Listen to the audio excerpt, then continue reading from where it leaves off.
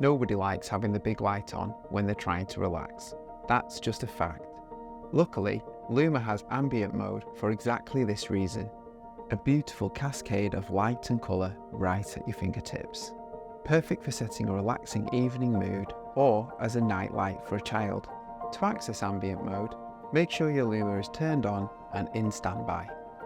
From here, simply long press the top of Luma. You will first see the sleep ritual modes indicator.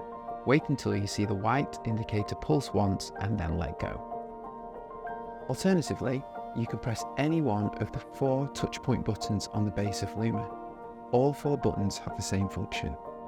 Luma is now in ambient mode and will stay this way for as long as you like.